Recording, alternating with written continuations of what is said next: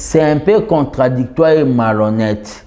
De la part de Moïse Katumbi. De la part de Moïse Katumbi. Il est malhonnête. Oyaza, malhonnête politiquement. Makambo Bazo Sala entre Papa Wakwenda et Augustin Kabuya. Il n'y a pas un sein entre Bangomi Balé.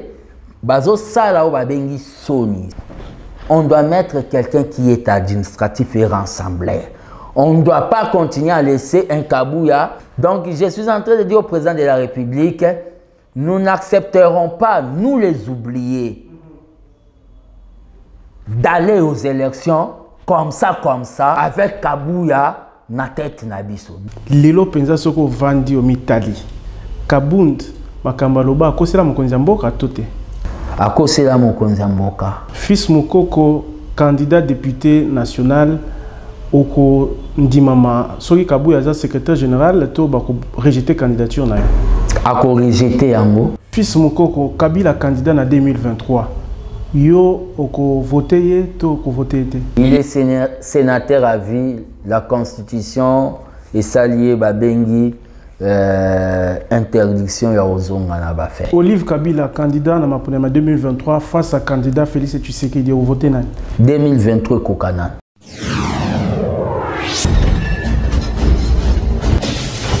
À l'écoute, exprimez-vous en toute liberté. Mbote ba ndeko ba landi manaka l'écoute tuzali na isengo ya ko retrouver bino lususu tolobaki mbala oyo tokolalisa émission te chaque jour toko pomper bino ba émission sika boko ba ko s'abonner na ba site na biso na la chaîne YouTube na biso na ba page na biso puis boko ba ko landa biso na ba chaîne notamment SMBDJP ba partenaire to kolobela lelo départ ya Moïse Katumbi. Union sacrée et tikali ndenge nini lolenge kani IDPS pe Félix Tshisekedi mokonzi ya mboka bako sala mikolo mizali koya pona ko tenir kino ba élection kozanga Moïse Katumbi ou azalaki allié important na kati ya coalition topé Union sacrée lelo apesi au revoir na Félix Tshisekedi lolenge kani Félix Tshisekedi akosala mbala oyo pe IDPS. IDPS yango kotambola lolenge nini. Trop de conflits. Tantôt Wakwenda Longoli secrétaire général, tantôt secrétaire général Azali, tantôt kuna Jekobeya, tantôt kuna Fils Mukoko, tantôt mais IDPS likambonini. État santé à lelo ezandeni tokoye bango na manaka oyo. Tokolobela pe mambi matali insécurité à est pour lelo ezalokola sende oyo kotio na sia lokolo okotambola te sans kolobela yango. Mapona mipe ezokoya mokonzi ya seni asi abimisaki manaka le 24 je pense le 24 décembre awa na première ère opérationnelle ba enrôlement d'électeurs ezoko salama est-ce que mapona miango ezali ya solo to milengi la lolenge kani pona ko manyola pona ko kende mapona mi na elikia ya kopesa ba congolais ba konzi ya sika tokolobela pe marche ezali prévu mais comme ezali koya na bombeli bino pour sport ezali bokolanda na magazine na magazine l'écoute ya lelo mobenga na biso ezali moto obino nyonso boyebi Fils Mukoko ya mibenga ka prophète politique ya Congo azali cadre ya UDPS moto akobosa na ye azali te gardien du temple ba kombo nyonso wana ezali ye tokolobela actualité na uti komanula awa elongo na ye ndeko Fils Mukoko topesi mbote pe botondi ningo ya noli na manaka na invitation ya manaka na biso. Ouais, mbote mwana mboka Kadhafi nazana esengo ya kopase lelo na tribune na yo pona solola na ba Congomani donc des pères et des mères donc dire la vérité rien que la vérité. Devant on est silate des pères et des mères aussi to silisa ngo Moïse Katumbi azali lona passeport et batu nyonso botanga katanga kawana baza ba congolais ils a confirmé bino tikalika na monoko des pères et des mères. Des pères et des mères les a identité des pères et des mères et zo pointer Moïse Katumbi du doigt mais c'est une manière d'appeler et de respecter les Congolais. C'est pour cela na benga mingi na ngako benga mingi de pères et de mères. On est la mugi mingi bandaka Noël Chani abimisa makambo na mekasi likambuté lokolo se justifier to bandana na makambo yango ya Moïse Katumbi.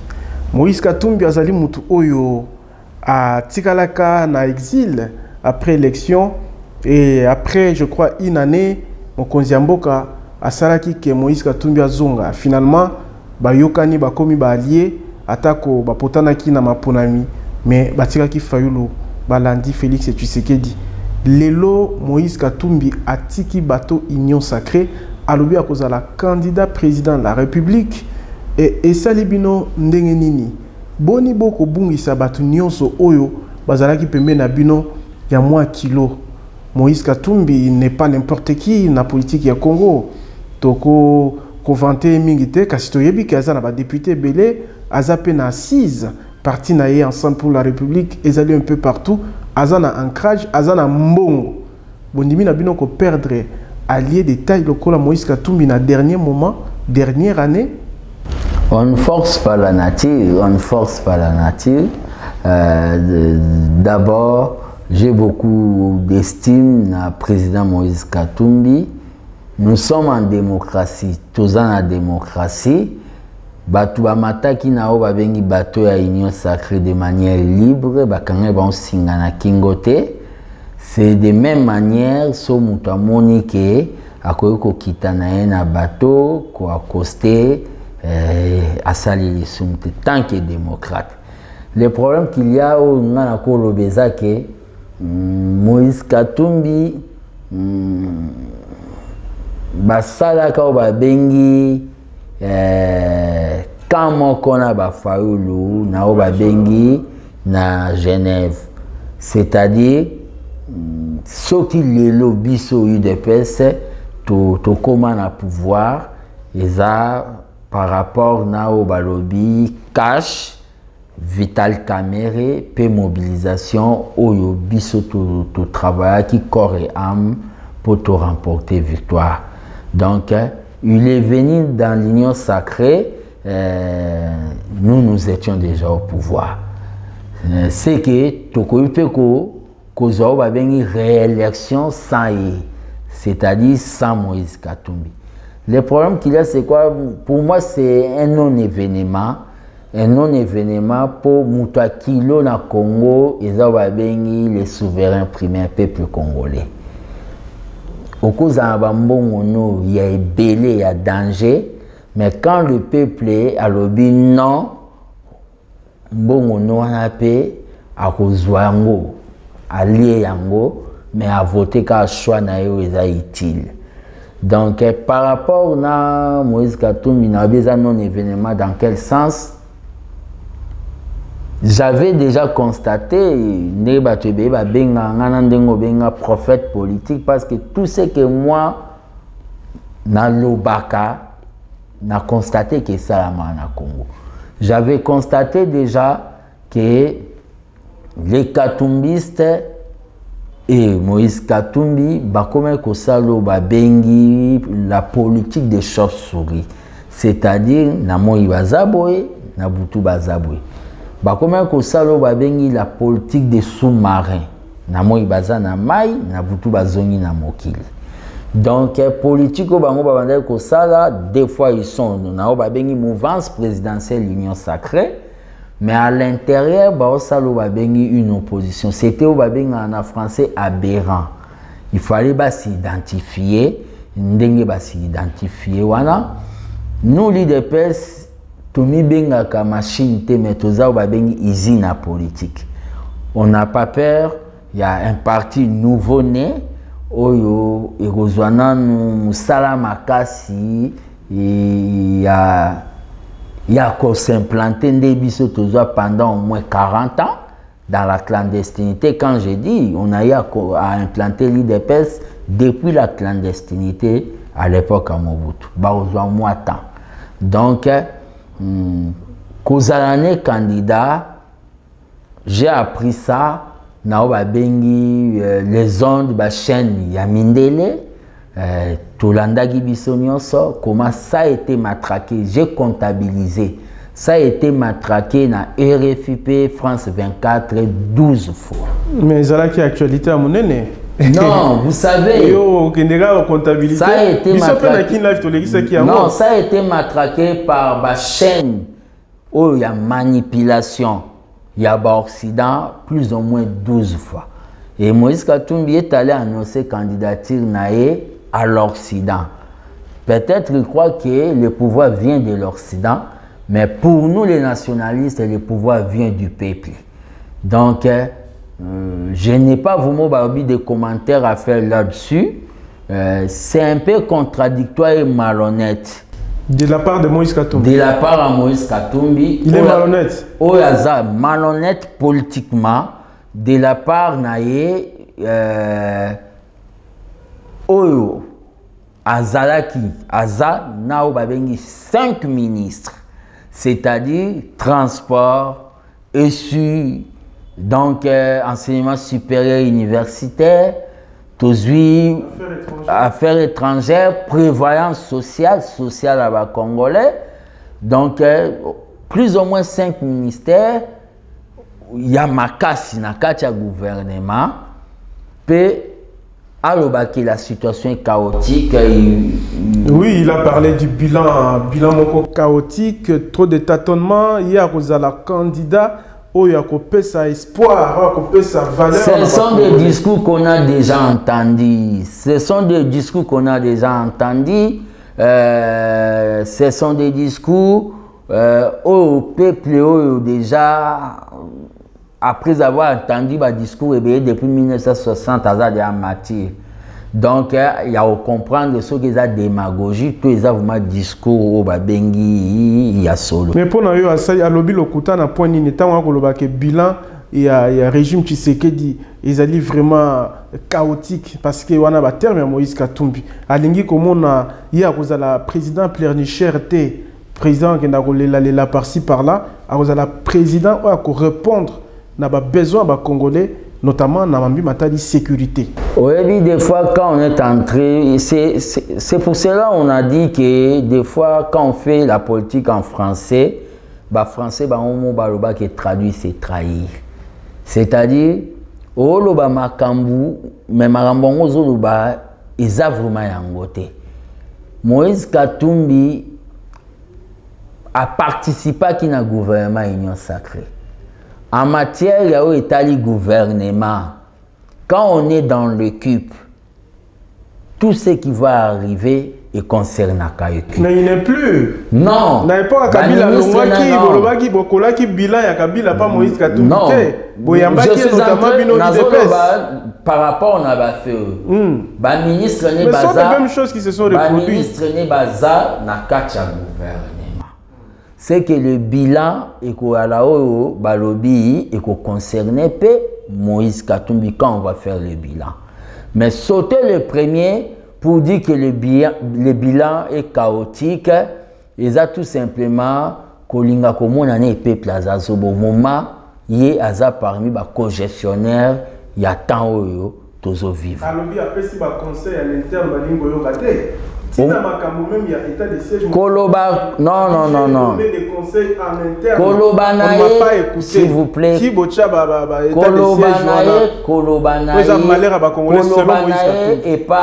Koloba nae, c'est pas au balobi la parole de Dieu. C'est pas aussi la vérité. Les appels synonymes à vérité. Vous comprenez? Quand on veut noyer son sein, on l'attise des rages. Je peux tout simplement répondre à Moïse Katumbi. Bon. Il est responsable, il y a bilan oyo. Parce qu'il était dedans dans la gestion. Par rapport à Makambo Azoya Olobake, président Oyakolelate, je ne sais pas, il est dans une confusion, dans un monde de confusion. Confusion dans quel sens? Azo confondre au babengi dénonciation. Azo confondre au babengi diplomatie active. Oyo voya Congo ya agression et banda koyo kanate ya zo benga yango ezane tike kolela. Non. Moïse Katumbi, je l'ai suivi de A à Z. À se réserver qu'au cité ndenge le président Azio babengi courage politique. Kennedy a le courage politique, c'est un don de Dieu. Fatia a démontré le courage politique. Il y a qu'au taxer Kagame que c'est un assassin. Il y a qu'au taxer Kagame que c'est un agresseur. Mais Moïse Katumbi, na locution na passage na chaîne à Mindele, n'a pas cité au Babengi Rwanda. Et Moïse Katumbi n'a pas propos j'ai dit parce que j'ai suivi ça avec beaucoup plus d'attention. Pour Moïse Katumbi, cette guerre n'est pas une guerre d'agression, il appelle les 1-23 des rebelles. Or que nous tous nous savons que les 1-23 c'est le Rwanda, les années compagnie Wagner, il y a Poutine, les 1-23 c'est le Rwanda qui opère. Moïse Katumbi les a qualifiés de rebelles. Ce n'est pas Moïse Katumbi qui a donné l'autorisation à Rwanda Bacha raffinerie à Or na Congo. Ce n'est pas Moïse Katumbi qui vous a invité, vous, IDPS, Yakoyemba la Kagame na stade de Martyrio, na Nyobo ya Kagame. Vous savez, Banda président Félix Azana Bokonzi, 4 ans déjà. Ayambi Kagame combien de fois na Congo? Ce n'est pas Moïse Katumbi qui a appelé quand même Kagame, mon frère. Les social-démocrates par rapport à notre... S'il vous plaît, Moïse Katumbi,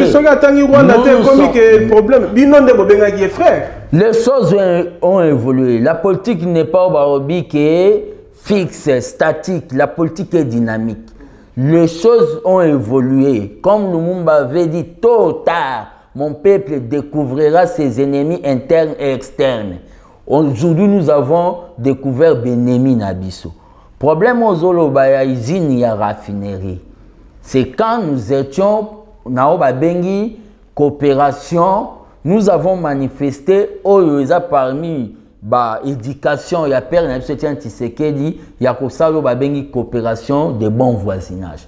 Mais Kagame a démontré que pour lui, c'est d'abord Bengi nos richesses. Le lithium et le coltan.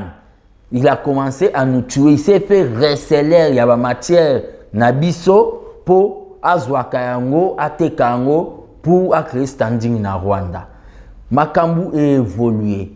Aujourd'hui, venir dire que le 1-23 c'est un mouvement rebelle.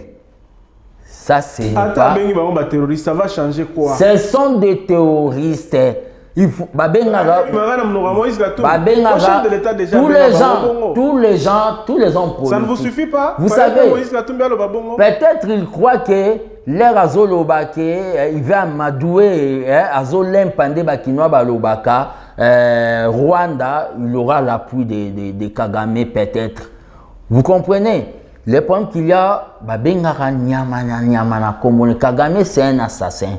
Les 1-23, ce sont des mouvements terroristes, c'est démontré même dans le rapport aux Nations Unies.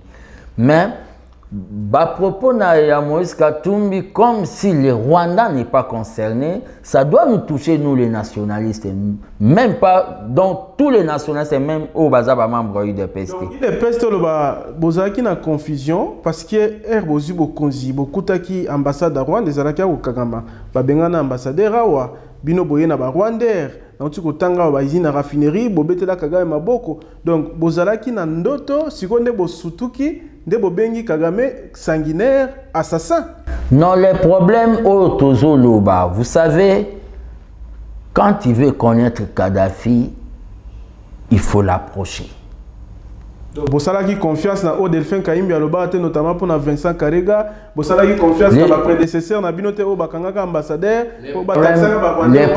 Les problèmes, les choses que les gens qui sont âme reposent en paix, ils ont travaillé dans les renseignements. Batika qui virus à Rwanda en Ekota, ils n'ont pas même de choses à nous dire. Le problème est que nous avons approché le Rwanda dans le cadre de la coopération sous-régionale. Mais tout est constaté et conclure que balingi bisote. Yona nous allons qui camarades na mutumoro au PCP chance mais à manifester au cas trahison peut aux bagarre na yo. Et ça là même na bagarre. On excuse à IDPS. Ce ne sont pas des excuses, c'est tout à fait naturel. Le problème est que il faut s'assumer alors. Le problème il faut s'assumer que bossa qui mabe, bossa la qui faute. Non, le problème qu'il y a au Ezali que par rapport au Rwanda, nous avons déjà pris au Babengi l'option de faire la guerre en Rwanda. Parce que vous avez encaissé des coups. Nous avons pris l'option de faire la guerre en Rwanda parce que trop c'est trop, n'a pas massacre, au bazo continuer comme ça dans Est et Nabiso. Donc, Par rapport à Moïse Katumbi, il est libre de faire son chemin. Tokolumba na solonde bakinoa balobaka na élection. Donc Tokolumba na solonde bakinoa balobaka na élection que les meilleurs gagnent. Que les meilleurs gagnent, tozu option ya kokende guerre, c'est bon bien. Mobilisation générale les a lancés pour sentir Batunion sur basant en mouvement, recrutement, tout le monde chef de l'État où tu as visité au moins 10 000 nouveaux recrues na base ya Kito na oba kolanda formation. Et quand tu as peine à kokoso et embargo, faire la guerre, il faut avoir les mains libres. Biso to le la bateau ba na mains liées. Comment bozu tozu mokonzi mboka azui bino idepes bozu, c'est-à-dire pouvoir to kotanga wana bozu option ko ça la guerre nangonga obobi ke maboko na bino eza lié na embargo. Makambozo ba ke tozu option, je ne sais pas ce qui option wana eza mabe, option ya bitumba eza mabe, non. Ce sont des Occidentaux. Ce sont des Occidentaux dont je cite la France. Où s'opposa qui n'a levé embargo na biso. Tant que gardien du temple de la démocratie, j'ai déjà levé ma voix pour demander na gouvernement na biso ba sala ba bengi ba coopération claire na ba bengi Russie. Na cadre ba coopération militaire na cadre de la défense. Je crois bien le chef de l'État m'écoute. Tokosuka par là que Tokosa ba coopération comme les autres pays d'Afrique, Mali, Burkina Faso, Centrafrique, Angola, basali ba coopération. Par sa défense à en Russie, Gilbert Kabila. Je n'ai pas aimé quand le ministre est allé en Russie, dans la boutique il y a armes. On ne montre pas à l'ennemi modèle il y a armes. Ça, ce sont des choses tant que tu sais qu'édiste. Non fanatique nako kondima otezo bimara net ministre économie ou alaxa batuba carton quelques cartons ya Mpiodi ya Thomson batuba mona onte na bonane on a vu ça sont ba bengaka au kibasa mali ba mon président banda obenga di folklore politique on n'en a pas besoin. Le problème qu'il y a même ndenge balakisa qui nos 10 000 hommes au bazar recrutés na Kitona si j'étais parmi ba conseiller à président à temps plein, je n'allais pas accepter que Balakissa force Nabiso to préparer. Ce sont des erreurs des fois où ils salamaka nous sommes obligés de yako betangongake les choses ne doivent pas se faire de la sorte. Donc quand on vous accuse il y a amatérisme ba poignon se révélé wana ezoko appuyer ba opposant na bino notamment on a yamba ki lobia ou agent Calvin Bouesso à taxer régime amateur. L'amateurisme est peut-être dans les vols, dans les détournements. Les gens ne nous comprennent pas l'IDPS. Nous avons acquis une culture d'autocritique. Par rapport à la partie ezala leader, autorité morale, avandi kunaneti pape, onyo solo babatwazong si alléluia maman Maria. Nous, c'est notre pouvoir. Nous espérons que par l'autocritique, nous faire avancer. Est-ce qu'il y a des pouvoirs à IDPS c'est critique? Ceux qui totali batbana ba bolo koloko la ba Jimmy Kitengi.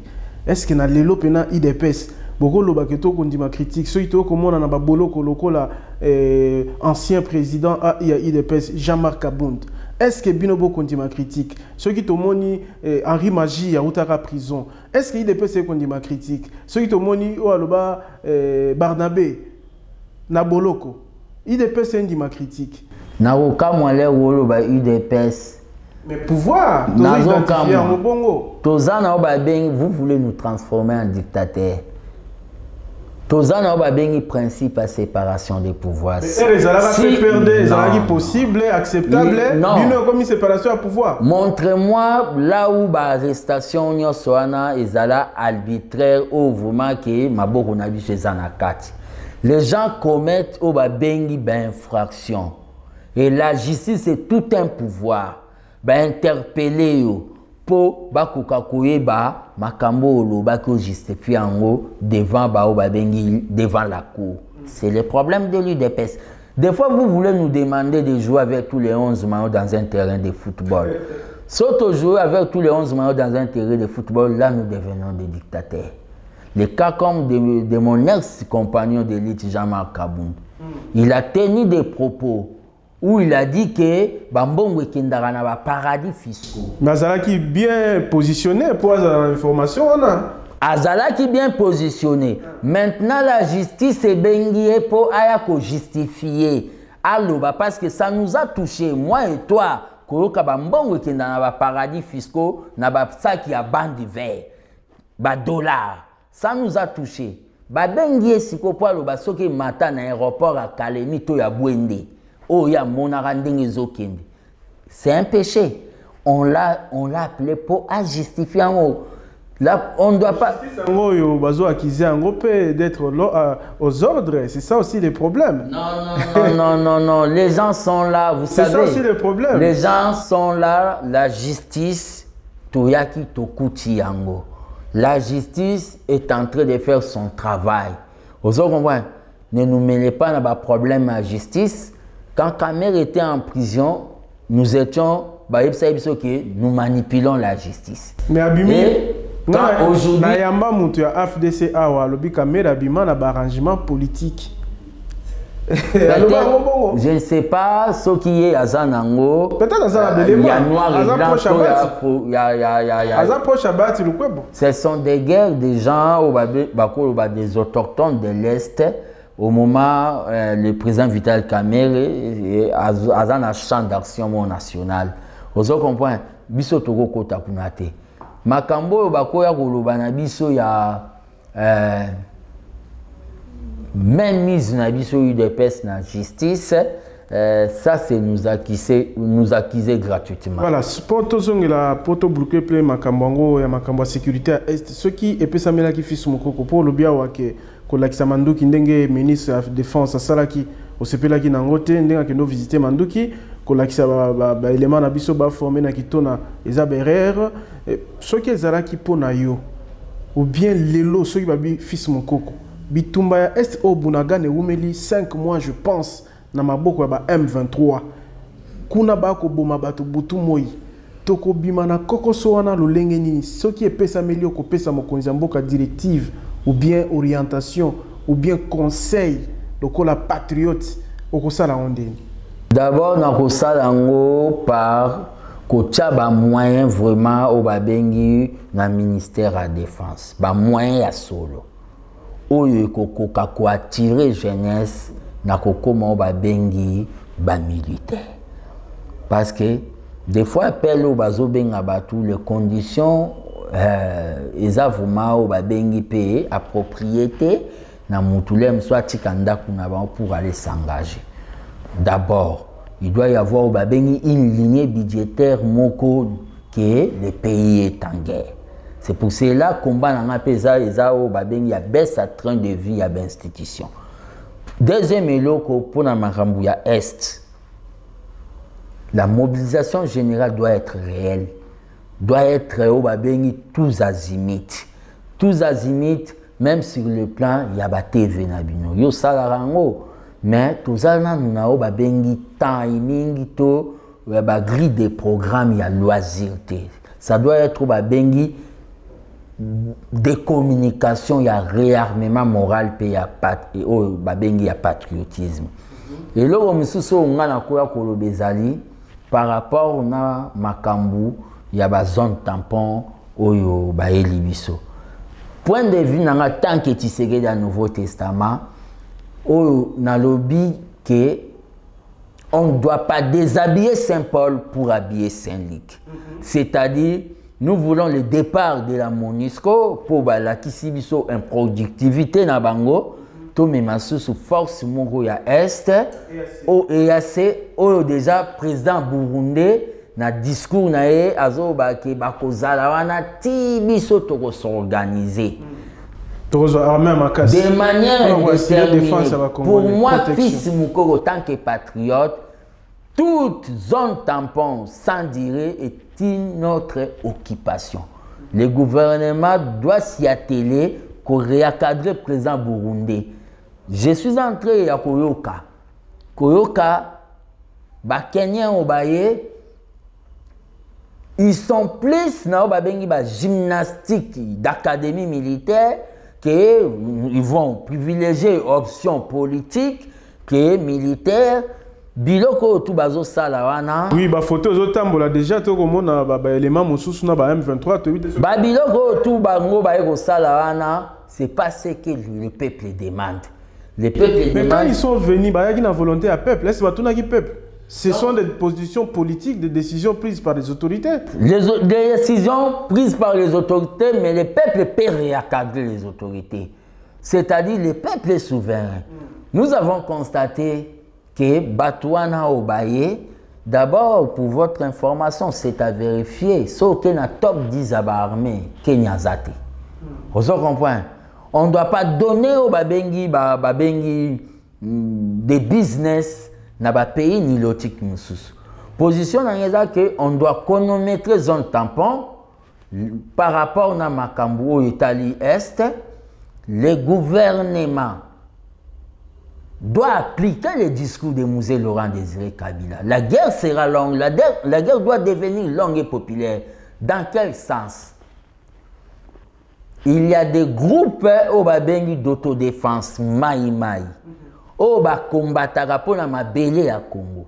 Le gouvernement a ça la sous-traitance na bango, a identifié bango. Dans le cadre qu'on renforcer en attendant la formation militaire, qu'on renforce la force ya RDC vis-à-vis de l'agresseur. Et ça parmi la solution on a recoupé ça par rapport à est que na biso na babengi par exemple suspension na biso na babengi francophonie. Ça aussi j'ai eu à le dire que j'ai la francophonie et kobetamawa et qu'on a bien te peuple congolais azana babengi j'ai à loisir avec un pays agresseur. Tokoki nazo senga na gouvernement ba sexuar yango. Le gouvernement a toqué toujours na babengi voie ya ko faire attendre babengi mungongo ya Congo a toqué porte ya babengi Commonwealth ndenge Togo eza pays francophone et kota pe na Commonwealth pour na tokende ko combattre ba Rwandais na babengi ba plateforme ba lobbying des fois bango ba kosara ke baza ba agresseur. Très bien. Ah fils moko lobby hein to tikeli autant. Mais si vous avez un lobby de sécurité, c'est-à-dire que vous avez un kokoso. Parce que ceux qui ont un EAC, tout le monde déjà, il y a un lobby déjà, EAC, il y a la scène de alors, comment... Mais, nous sommes obligés à Golobango parce que Fidel Castro par Lobango, on ne libère pas un peuple se libère. Si c'est que ne libère pas Lobango, prenez-vous en charge. Kabila peut mourir à l'Obakiaon. Kabila l'avait dit, même Kabila, le président honoraire, avait à dénoncer guerre il y a Est. Donc, c'est pour cela que je suis en train de dire Nabatouké, ce moment, c'est un moment où il y a unité. C'est un moment où il y a un moment de dépassement, il y a une couleur politique. C'est pourquoi vous organisez marche? C'est pour cela, tant que patriote, malgré que je suis dans un état de convalescence. C'est ce qui m'étonne même, vous marchez nini. Je vais marcher avec une chaise roulante. J'appelle tous les compatriotes congolais. J'appelle sans distinction de religion, sans distinction de couleurs politiques. C'est une marche patriotique, thématique nous tous contre l'occupation de la RDC. À partir à 9h, na splanade et ça le jeudi 22 à partir le jeudi 22 décembre donc à partir il y a 9h na splanade à Palais du Peuple tozui avenue Willery point de chute na biso eza siège des Nations Unies. La marche là ils ont un motif nini motif nango ezali dénoncer le silence de la communauté internationale, la France, l'Angleterre, les États-Unis et l'Union européenne oyo uta kopesa Kagame 20 millions d'euros pour continuer kobuma biso. Toko dénoncer silence na bango. Toko dénoncer o babengi attitude na bango ya 2 poids 2 mesures. Guerre Ukraine et bandit kalate ba osangana po ba débloquer les bango 1 milliard de dollars. Mais ya biso ese sali e bale ya makila ba obetango kara. Bazo sala biso babengi guerre o babengi électronique ya lithium pour na ba minerai na biso. C'est pour cela toko marché invitation à PSI. Et je suis en train aussi de dire au gouvernement, nous avons une arme plus forte que o babengi bombe atomique. Eza forêt na biso. Pour votre information, forêt Amazonie ba exploitant on a superficie à Suisse. C'est-à-dire les faibles par rapport à mambo balobi ya ba climat au monde des autres compter na biso comme pays solution. Par notre diplomatie, nous pouvons menacer le monde que ceux qui va sungi biso kotia kimia na STT to kata banzete na biso. Parce que ça nous appartient. Nous pouvons menacer le monde. Pour bazo pesa biso exigence, nous comptons sur vous. Mais bazo tika na Est ya Congo batuba kufaka. Donc tout ça, ce sont parmi les préoccupations, les propositions na lingomba na armée de bâtisseurs Tshisekedi. Très bien, je crois que la population est d'accord na yo discours nyo sur le biwana. Vous allez belé le 22 décembre 2022. C'est le rendez-vous des patriotes. Voilà, rendez-vous de patriotes. Tout ce nata est belé te fils moko commissionné bongara mwata mingi koleka 45 minutes oyo. Mais na lolenge makambo nyos to lobby Félix Tshisekedi akoleka ndenge ni na mapona mipoazo deuxième mandat. Est-ce que vous allez facile bien que calendrier si bimaki? Ouais, calendrier bimi, nous allons être devant les peuples. Je me réserve à la bilan au nom du peuple. Le peuple lui-même va faire le bilan na kacho babeni illusoire. Oekobima ça isoloir, c'est-à-dire isoloir pardon. Oekobima na kati ça démontrera que notre bilan est à la qui positif ou négatif. Félix Tshisekedi, ceux qui a koutani na coalition lokola Martin Fayulu Sangani na Moïse Katumbi, na Kabila, na Premier ministre à Kalamata Taponio, na Premier ministre Moussou Adolphe Mouzitou. Et ceux qui coûtent na mystique à fourmi, comme on appelle, Babati, Bakamere, Mokope à rallier Bango. Est-ce que vous avez la présidente Tshisekedi facile et à la deuxième mandat? À quoi risquer aussi la mandat mon côté et la histoire? Ce ne sont pas ces personnalités qui vont voter au nom de milliers de Congolais. Les Congolais, qu'ils soient maudits, un peuple qui attend un mot d'ordre. Thomas Sankara Lobango. Le peuple congolais a déjà compris que les politiciens vont payer un mot d'ordre pour commander le pouvoir, pour vivre vie à luxe. Banana bango batangara na Bavar na Boston, il y a ba peuple batangara na ba EP1, ba lycée entre guillemets toilettes. Le peuple déjà a déjà compris. J'ai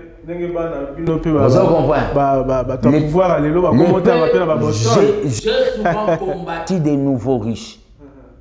Des gens qui veulent dire que bango bazalara boy biso peto zalabo dans la malhonnêteté. C'est pour cela vous voyez je suis en train de vivre vie oyo des fois batu soki bakoti na ba coulisses ba okamwa que fils ngoro vie je suis parmi les oubliés. Oui, pourquoi que je la parmi les oubliés pouvoir na binozo à cause de la vérité. Pouvoir na binozo ke na souka à cause de la vérité. Fils ngoro relégué na dernière ligne. Et tout le monde a besoin de santé, nos mamans livrent en charge. Ce qui devrait être et le remords ya Sony na IDPS na pouvoir y aller là parce que yo zali mutu oyo obundi na ndenge batu nyonso ba ebeli. Comment na yo na mukoko na za li kamate? Non, les gens confondent. C'est à cause de la vérité, à cause il y a respect, à cause il y a rappel au nazo sala na batuke papa lo bakiboy. C'est pour cela Naza victime, je suis au Babeng le leader des oubliés. Mais le peuple me payera parce que tous ces hommes passeront, mais le peuple ne passera pas. J'ai fait mon combat pour le peuple. Le peuple me payera. Je suis candidat député national dans la circonscription à Moamba. Candidat à Babola pe bato bazanga bandekoya. aide ya maman Olive moi-même et Kamouissa. Parce que nous avons dit que $7 000. Et Zalaki c'est dans de 10 000 parce que fracture n'a alaki makas. Et ça l'inattendu na calcul à bato mokili mais nzamba za na ba plan na ye. Et alaki sengolenga na bukani fils mkoko éliminé na politique mais Dieu a vu mon combat, il a dit non. Je vais toucher le cœur ya muto bato bakoyi ko zelate asungai. Et maman Olive m'a apporté ses coups. Pas continuer à apporter ses coups. Tilelo na futaka. Malgré ozo soutenir Kabila te mais yo continuer à soutenir. Na futako ba lobby 0 francs.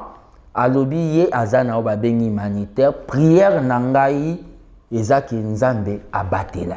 Ceux qui maman Olive a postulé au voter. Ceux qui maman Olive a postulé.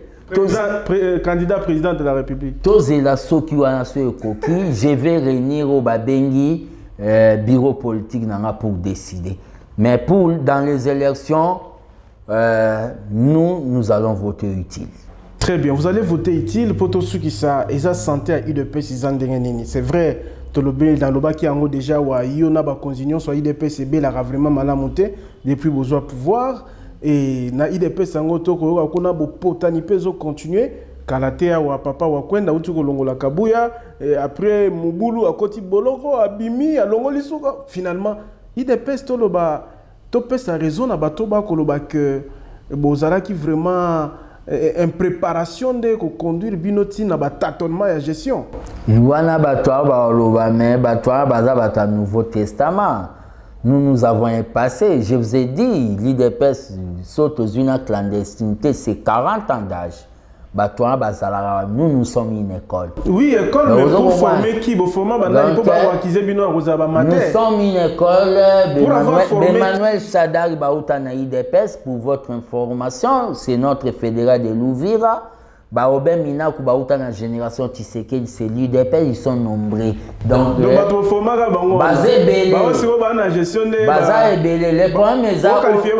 problèmes les anini un groupe de cadres balingaki avec Kabundu qui était à la tête renversa qui principe il y a pyramide renversée au père fondateur nabiso basela IDPS c'est-à-dire base à la likolo ya bakonzi c'était au balobi les combattants qui dirigeaient les partis bango on est anarchiste non Larry ne dirige pas vous savez les partis appartiennent au babengi aux combattants.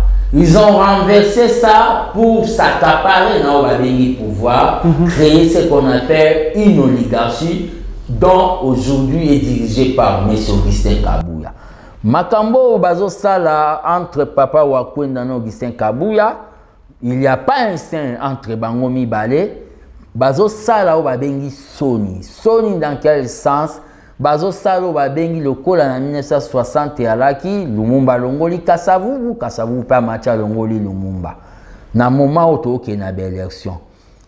Le problème qu'il y a c'est quoi? Je m'adresse à Augustin Kabouya. Moussapi moi Sokola Kailongité.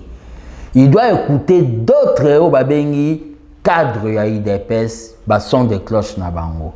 Il ne doit pas diriger l'IDPS na Babengi selon lui. Avec un groupe de nouveaux riches, bateau babengi ba combattants à 100 jours au baye au na king baloba ki baya wengi bafana. Problème est ça au ezanini. Nous devons tout vendre.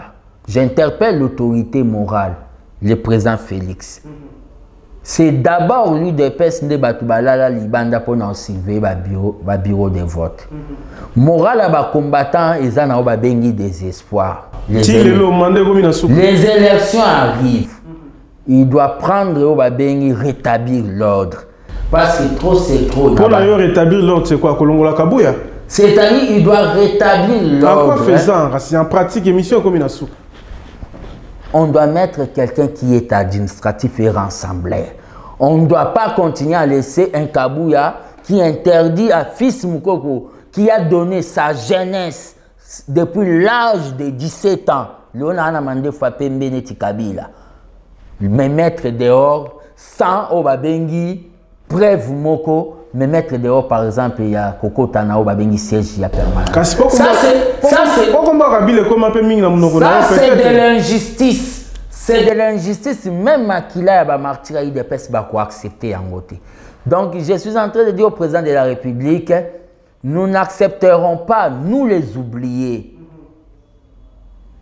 d'aller aux élections comme ça, avec Kabouya, na tête na biso. Nous n'accepterons pas ça. D'abord, vous savez, je n'ai jamais eu de problème avec Dr Pongo qui était notre premier secrétaire général. Je n'ai jamais eu de problème avec Alexis Moutanda. Je n'ai jamais eu de problème avec Rémi Massamba, un secrétaire général au Alongwa sans incident. Je n'ai jamais eu de problème avec Jekmen Chabani. Mais Kabouya, on a salé la campagne en 2018. Quand je vois que Azomema, gestion est partie pas dans les normes.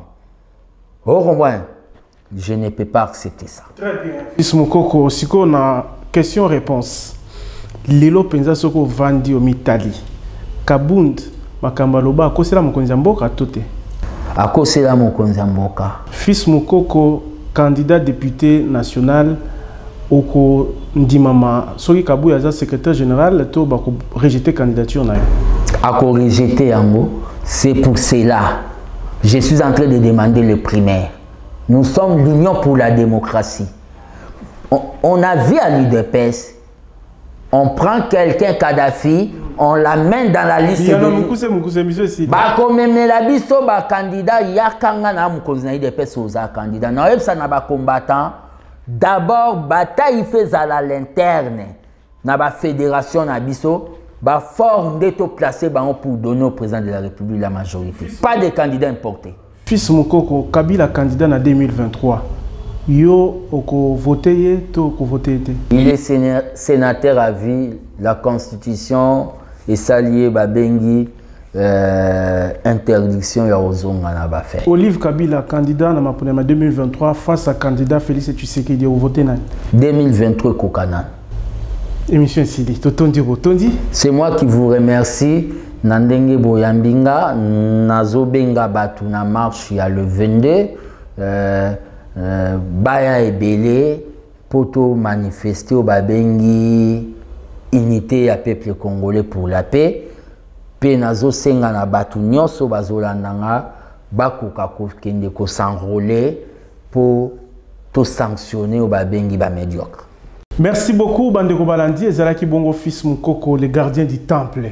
Il y a Mibengaka Bongo moyen peto pexé en Ezalité pour y Azali gardien du temple, le prophète politique ya Congo pour Alobi Mambi Manso Alobaka et Kokisa Makatozaki ne Sengo ya koyambaye to banzi to lobi siye makambo obolinga koyoka mituna na bino baimboka isili kokoma pe bozubi yano to tondi bino pour na fidélité to pesi félicitations na Argentin oyo bazali ko sepela lelo ndenge ba gagner France ba congolais mingi bazalaki pour Argentine surtout ceux qui ba koyoka ke Kagame na mboka na ye ba bénéficier na 20 millions d'euros na bateau ba ko boma ba congolais mingi bazalaki content que Argentine a gagné et puis a gagné yango totondi équipe technique rédactionnelle to féliciter Pascal Mongo Lokonda aimé Pascal Mongo Lokonda président Sénac où la salle qui plein à craquer na terrain mambenga où mela bateau ba na pouvoir hein bateau ba gouverneur ba lega kuna ba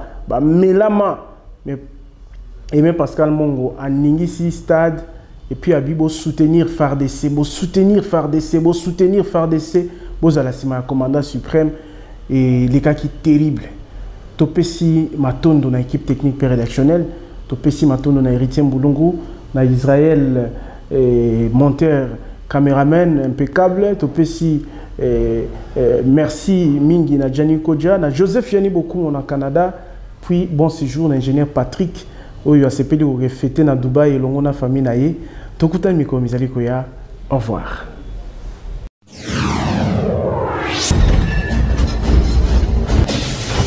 À l'écoute, exprimez-vous en toute liberté.